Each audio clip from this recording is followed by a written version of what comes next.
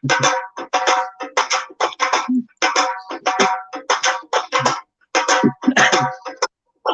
Lakhi.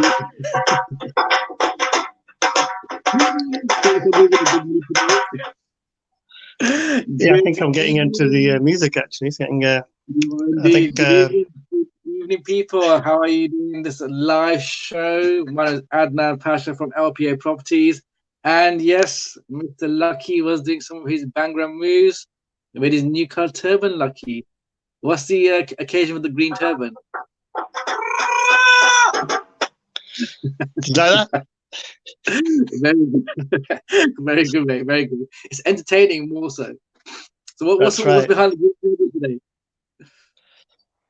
What's behind the green turban? As usual, my head and my hair. I was in a bit of a rush because it's been quite a busy day. So I just thought, found this turban. I thought put something on a bit more funky. Yeah, it's quite handy. It's actually probably more common as a color actually that's worn in Punjabi farms. But this one goes out to all the farmers. I think there's a massive problem in Punjab at the moment with new laws which are quite draconian for farmers. So there's lots of protests going on. I think I've just seen a petition for about 500,000 people complaining about some of the draconian laws. So I suppose this goes out to some of the farmers to support them. Yeah. Okay. So, Lucky, look, we were discussing yesterday on the live stream yesterday in regards to the off-market properties in prime central London. And today I thought to myself, well, let's go with something a bit different today. And let's talk about the rental market. Now, you and I have discussed this on a lot of occasions in regards to the rentals, regards to HMOs, and other sort of different strategies that we can use. But in your opinion, right now, as it stands, due to COVID and everything else going on, is the rental market as strong as it used to be compared to say last year, or is there still maneuverability within this market? Well, I think the letting market's weakening because a lot of landlords are stuck with properties that certain tenants aren't paying them their dues, their rental. Mm-hmm. So, and the law seems to be more on the tenant side than it's on the landlord side. So a lot of the landlords are sort of struggling, especially if they've got in particular areas which, let's just say, the tenants aren't probably in the best of areas in terms of there's a higher rate of unemployment, probably more likely of an impact, reliant upon local hospitality industry. So I think it's a very rough time for a lot of landlords. And I think you're probably better to tell us because you're on the cold face every day, talking to a lot of tenants and landlords. What's your thoughts? Well, look, as far as I know, and I've spoken to a lot of landlords, and obviously a lot of landlords that I speak to want to get rid of their portfolios. And their thing is right now, a lot of people losing their jobs, and obviously a lot of, depending on the benefits as well, the housing benefit schemes. A lot of landlords are not comfortable with that. So they're looking to try and sell up what they've got and keep on the ones which have got no mortgages on. But yeah, it's a very tricky situation. But again, there's other discussion that we were having as well in terms of buy-to-let properties. I mean, we said, I think a couple of weeks back, that buying a buy-to-let property now would be ideal because of what the sort of prices you can achieve.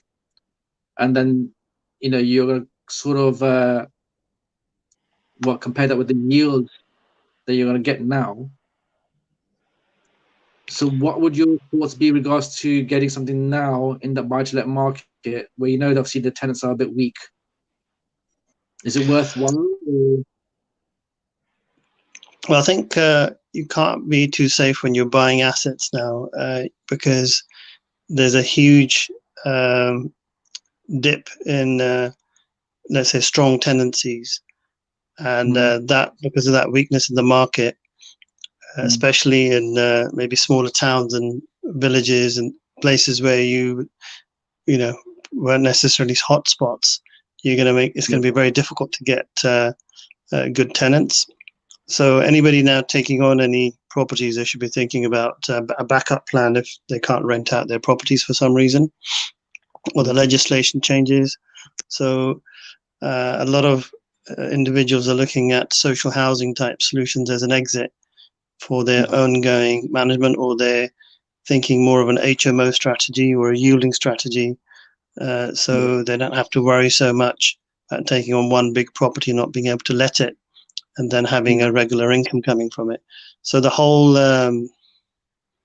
let's just say, the structure behind lettings and landlords and what's been happening has actually changed. I know we've got quite a few clients that we've known over the years now struggling with letting out their, or actually selling some of their properties because they've got tenants stuck in there because of COVID-19, so they can't really make the sales. And I think based upon our discussion before, I think there's also a massive issue with the landlords not being able to, if their properties become vacant, they're not really keen to keep hold of the properties now. They're keen to sort of sell them so they can exit, and they want to try and cash in much as they can so that their portfolio is a lot more able to actually withstand any sort of glitch in the property market. Yeah. Okay. Okay. So you just touched upon one point right now as well. Something to do with the eviction process now. That has changed recently. I mean, what's your sort of take on this from the government? I mean, I know there was a petition that was sent out, I think, not so long ago from private landlords who want to evict a tenant if they can't pay within 3 months. So if they miss 3 months worth of payments, they have every right to evict a tenant. So that's a petition that's sent out. But that's not the case from what we've been experiencing from our clients. Well, I think it's quite a sensitive situation. I mean, my heart goes out to both the landlord and the tenant, because at the end of the day, they're both human beings. The landlord wants to sustain his business, wants to ensure that they've got a regular payment in because they've got a business there.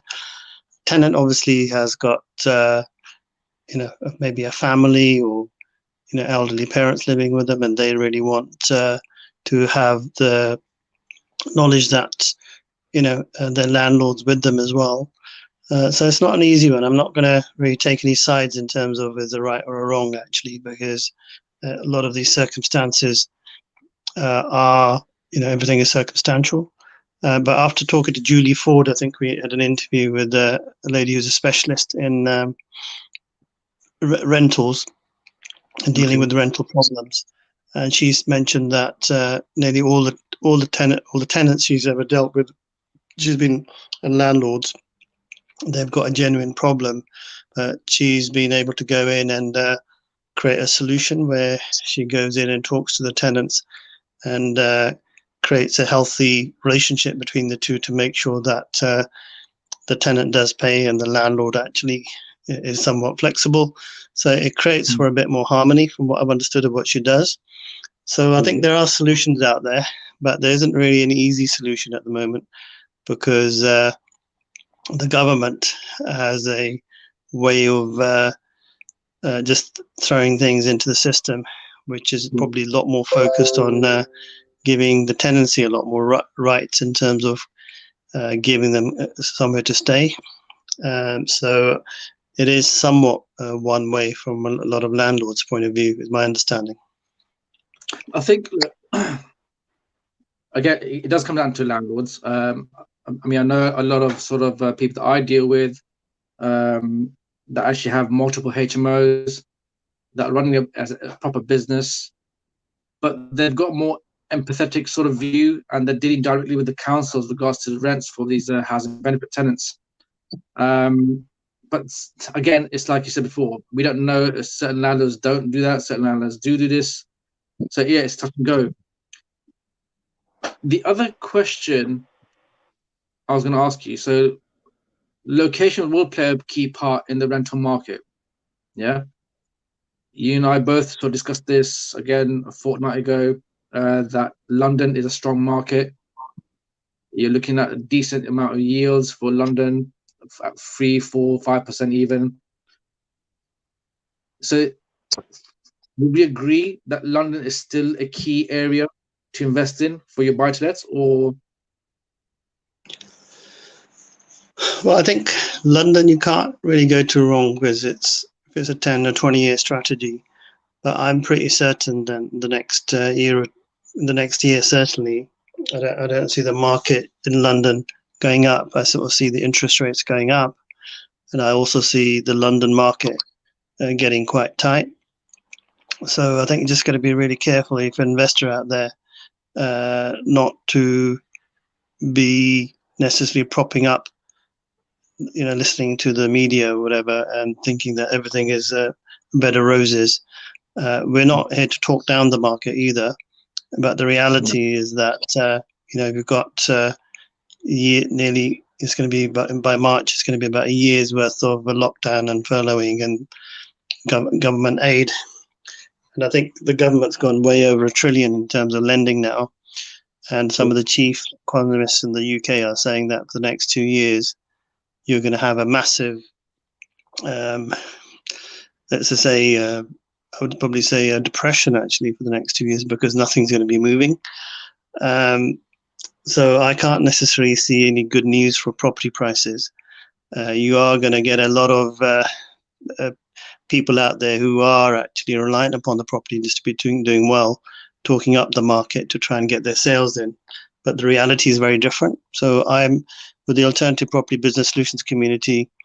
We tend to be a bit more open about what's likely to happen because we don't have a vested interest in terms of which way things are going to go. And I think our main audience is really customers, the consumer, the business people out there, ensuring that they've got alternative solutions to help them to consolidate their portfolio, negotiate any debt, raise any finance, do any sort of litigation work when it comes to any problems with banks, but also find them a clean exit for a sale or a purchase. So we've got our interest is generally to be the voice of most individuals and businesses in terms of looking at alternative solutions. So I think the writing's on the wall. Things are going to get very tight, and anybody saying otherwise, I think probably got some sort of business agenda that they've got to achieve. Yeah. So I mean, looking at different solutions from a landlord's perspective, are we saying that it's best to try and get a corporate letting at this stage, whereby you'll be guaranteed rent for, let's say, 4 to 5 years, or would you still stick with the same model and get private tenants in or has benefit tenants in and get a guaranteed rent coming in that way? Well, not guaranteed, but let's say a rent coming in that way. So either company lets or individual lets. I think it all depends on the area and your demand. If you're, I've had, I think the first property I ever bought about 33 years ago. That's one of the first questions we asked ourselves then. And you get a lot more peace of mind if you've got a 3-year contract with the social housing. You may actually need to spend some money to try and bring it up to a certain spec if you're going to get a higher yield with certain types of social housing. With private rent, you've got the option if you're not quite clear whether you want to hold your properties long term or not, of actually giving in your notice after about a year. So you've got a lot more options available to you if the market suddenly changes. But I think private rent's probably better, especially in London, because that market will pick up eventually, especially now we've got a vaccine. And I think because the social housing option of a 3-year contract or a 5-year contract is always there, whichever way you do it, you can't go too wrong.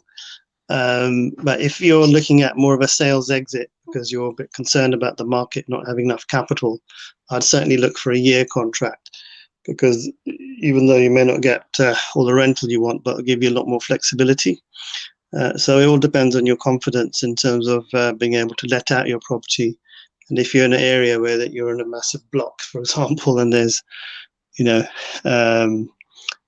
vying for tenants, and there's about 60, 70 other landlords also trying to market their properties, and you're getting into a bit of a bidding war in terms of having to reduce your price of your rental out. Then I think I think you just got to be careful. Really, I think can't really talk too broadly about it, but I would say personally, I think private rentals is probably better if you're looking for a sales strategy. But if you're looking for a long-term strategy because you've got very low finance, or hardly any finance on your properties, then I think you can't go too wrong with social housing, and the yields are pretty good in social housing if providing you get the right sort of provider on there for you. Yeah, but do you reckon obviously this market's going to recover anytime soon? No, I don't think the market's going to recover. I think interest rates will go up. I think the global economy is actually impacted. My concern is that people have a false sense of security, thinking everything's going to happen in their way. But the market is very tight, and I would actually say just be very careful what you're doing in property. So I think from our discussion earlier, I think we were saying a lot of people are going to be selling out. There's going to be exiting from the market while their property's empty. I think that's a good strategy. It's a good time to sell now and build up your cash reserves to start buying when the market does tighten up. But when we feel out now about the buying when the market is good, when do you reckon the right time is to buy a so-called, let's say, investment property? I think it's always a good time to buy. It all depends about having a strategy. So if you look around hard enough, I mean, the market's still, you can sort of say, fairly buoyant because of the stamp duty cut. But if you look around hard enough, there's lots of deals going around because the funding isn't as easy from banks, so you can't really get the same loan to values. Properties being valued down by surveyors. Banks a bit being tighter in terms of the loan to values they're providing. So there are deals to be had. So you can't really go wrong by continually looking for deals, because even when the market crashed, yes, there'll be deals then. The market's even crashing now because you've got a lot of people. I've got 8 million people in the UK which are on the poverty line. So they're going to need an exit. They're going to need to maybe sell something to try and get some capital in. So you've got a huge flux actually happening, the undercurrent of massive change happening in the property market and in business in general. Okay. Now, from from our point of view as a business and as a property and business solutions, what sort of help and assistance can we actually give to our potential clientele? I mean, we were discussing earlier on as well, there could be a 0%. We could be charging obviously landlords as well, providing obviously on a management contract. Let-only service is a bit different. Obviously, the business have to make income. So from an estate agency point of view, how can we or any estates out there help the landlords going forward in this sort of torrid times? So I think agents have to be a bit more careful that they find a happy medium between finding tenants for their property for the landlord, but also dealing with the tenants in a very positive way, and actually maybe talking to them and trying to understand their position. So I think a lot of it just comes down to good communication and understanding the psychology of anything that's happening.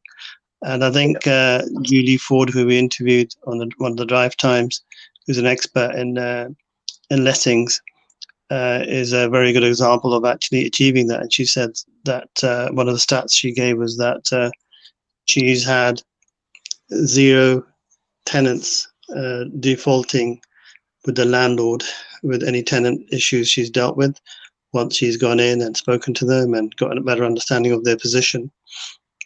So it is actually pretty positive. if you choose to actually do things in a very professional way, and also have the empathy and compassion of both party situations, you can actually find solutions. So well done, Julie Ford, for your approach and knowledge. I think it was quite a comprehensive, how do you say, understanding of really all the issues that she had and that what she brings to the table to try and solve that problem. She charges a fee for that. But then I think this is an extended service where the agents maybe ask her to come in to try and help her to solve the problem. Yeah. Okay, perfect. So from my understanding right now, and I think other listeners who are listening to this, you're just that it could be a good time to buy a buy-to-let. Don't worry too much. Don't worry too much about the market. Right, so don't worry too much about the market right now. But we just have to ride this sort of turbulent times out. Yes. Yeah. Well, I think like I said, every cloud has a silver lining. So if the market's tightened, from a lettings point of view, it's obviously a lot easier to probably pick up more deals for buyers now, because a lot of people are probably exiting. But if you've got fresh money, fresh ideas, and you've done your research, then you can't do too wrong in this market. So today's question was really like, what are the major issues for landlords and tenants with COVID-19? So the major issue is that landlords are not getting their rent, not with all their tenants. It's just certain parts of the country or certain tenants which having problems with their income. They may not be able to pay, or they lost their job. So there's a lot of issue at that level from a landlord point of view, and from a tenant point of view, they may have landlords which are being a bit rough with them, and they're a bit worried for their families. So it's a very, very scary and difficult position for both parties, I believe. And my heart goes out to anybody who's got properties, but also who's actually a tenant who's maybe facing difficulty in their day-to-day lives. So it's not really easy situation. So if you do need any help, whichever position you're in, do contact us. We work with, we've got our own expertise in terms of what to do if you're stuck as a tenant or a landlord, you're not getting the rent.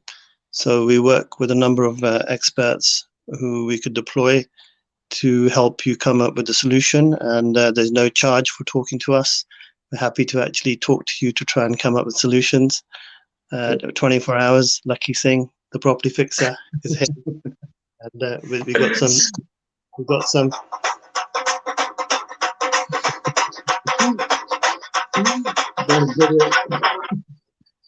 And we've got some music to try to actually cheer you up on a Sunday evening. So I hope you enjoy it. I think we should let it play for a little bit so people can enjoy it. Hold on.